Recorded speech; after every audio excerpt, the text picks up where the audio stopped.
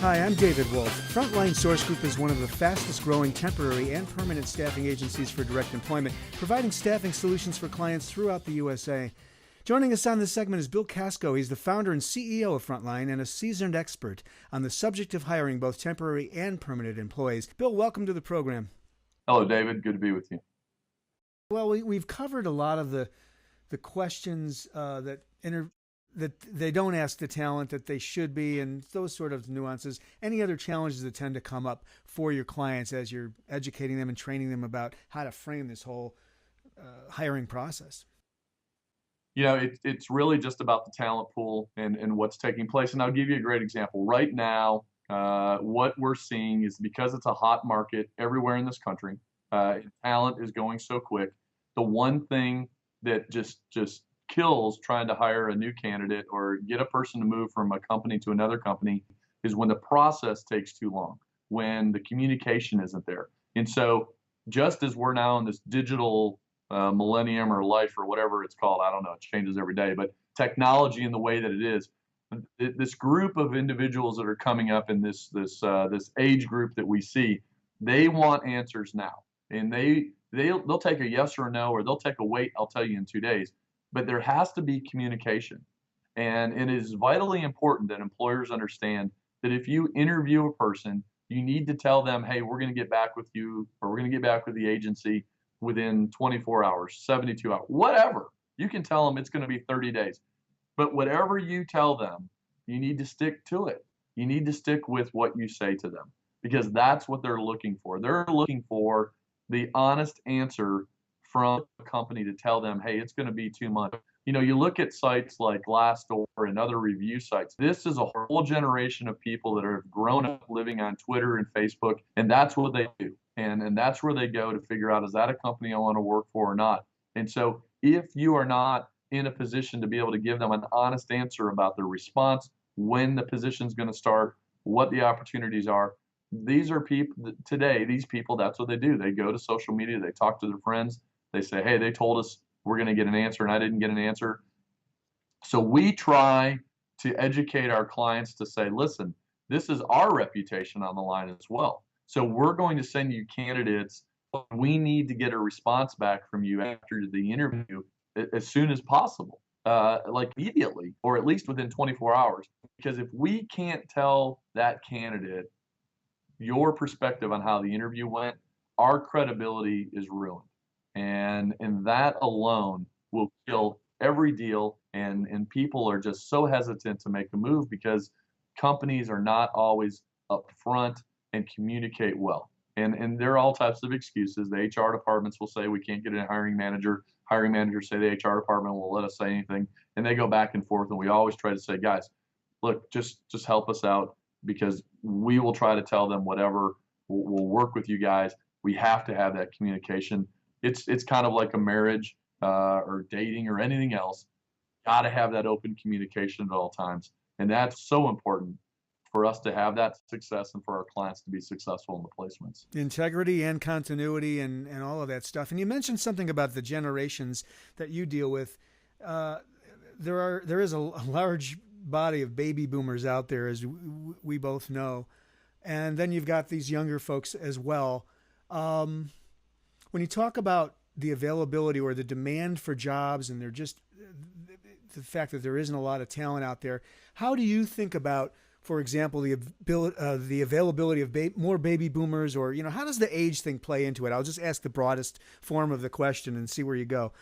Well, yeah, there's a lot of different ways to go with this. So exactly. I'll take it from a couple different aspects, and I'll give you an example. In the oil and gas industry, where the oil and gas industry as a whole is a really unique and interesting industry.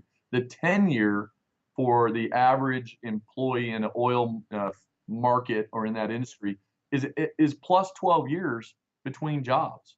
And so they're not about moving. I mean, it's literally like you start somewhere, you're going to die there. And so when you have positions that come open and the job description discusses, we need someone with 30 years of experience, you will literally go, are you kidding me? But then you realize, no, it's pretty common. The difference is when you think about an individual with 30 years of experience, they're also going to be a seasoned individual. They're not going to be as tech savvy when it comes to doing a lot of things that now all take place online as a recent college grad who can text with one hand and at the same time drive and probably pay their bills on a laptop in the seat. All at This once. is this is going to be it's a completely different monster that we deal with. And so as a company, as we advance in technology and utilize different skills to do an interview, for example. So 10 years ago, 90% of the people we interviewed came into our physical office, sat down with us, and we did a face-to-face interview. 10 years later, only 10% come into our office, and 90% of our interviews are done just like you and I are doing today, having a conversation over the internet. If you had told me that 10 years ago, I would have said you were crazy. Today, it's the norm. People do not want to actually go in and do this when they have technology right in front of them. They do it from their phones. They can do it from their iPads. They have all these different tablets and opportunities of technology to do this. That works great for some people. But when you're looking at positions that are on the more senior level with a seasoned individual who is not tech savvy, you can forget it. It's not going to happen. And so employers have to recognize that as well, that even something as simple as completing an application online can be difficult for people who are not as tech savvy to understand that. And today we all think, well, everybody knows how to use a cell phone. Not true. I recently saw someone with a flip phone. I haven't seen one of those in 8+ years at least. I thought everybody had a smartphone. No, not necessarily. In fact, there are still people that don't even have cell phones. And so you have to take that into consideration. It doesn't mean they're not up with the times necessarily. It's just they have decided that's not one of the places they want to be. And so when you look at those generational gaps and you try to understand the differences, that's just one part. I mean, there are so many different avenues, both from a work ethic standard or from what they expect from benefits, that today and what is taking place today are the things that we talked about years ago and thought it would never happen, but we knew possibly it would, and it's here and it is happening. And so we all have to learn and adapt as we go forward. Okay, and finally for this segment, I wanted to address the art of the interview, and it may be that we've already talked about this enough in this and previous segments, but are there ways that employers, your clients, can improve their interview process? Do you feel that we've already said all there is to say about that, or is there anything more you'd like to add there? Now, I don't know that there is as much to change their process as it is going back to utilizing the technology, just as we're Yeah. with the video. Years ago, it was the big thing. We did the phone screens. Today we have a proprietary system that we actually have candidates, and it works out really well, especially for individuals that are working. They do a video profile, and so we send them a link with 3 questions, and it's basically no different than doing an interview. And we ask them 3 questions pertaining to this position that they're applying for. They do a video back. It asks the question, they read it, they answer their question, it's recorded, they send it back to us. We're able to send it on to the employer. So the employer is able to review their background information, where they have been employed, the education, but then they're also able to see, maybe it's a 3-minute little clip, the individual answering 3 different questions. What's been interesting to us is that we have found that most employers only watch about 30 seconds, and that's it.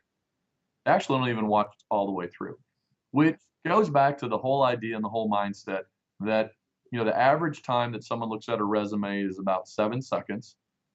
They spend a little bit more time looking at the video because it's like, oh, this is interesting, and they make their decision. And we've had people say, well, that's not fair. And I say to all of them when I hear this argument, what do you think happens on an interview? The same thing happens. Your first impression is so important. But the employers, what they're finding is their time is not as readily available as it used to be. They have to be more efficient at what they're doing. And so they're utilizing that technology to become more efficient. And the candidate and the applicant is having to become more reliable on technology to understand first impressions are everything. Everything that you do in the process is important. And when you get that and you understand it, it makes it so much easier for you to go down that line. Great stuff, Bill. Thanks so much for joining us today. We've been visiting with Bill Casco. He's the founder and CEO of Frontline Source Group. They are the experts in placing temporary and permanent staffing into business enterprises with offices in Texas and in the surrounding markets. For more information, visit frontlinesourcegroup.com. I'm David Wolf. Thanks for watching.